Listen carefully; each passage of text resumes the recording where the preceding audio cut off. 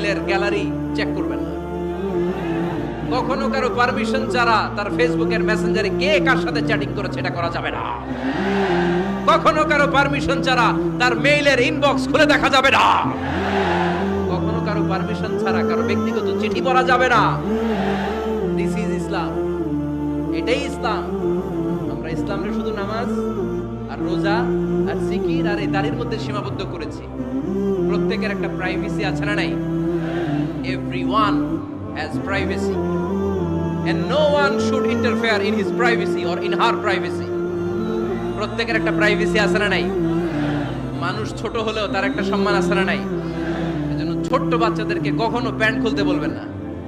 অনেকে বলে আরে ছোট মানুষ, খোল খোল, আরে তুই খোল, এই খোল খোল খোল, তো আছে না নাই?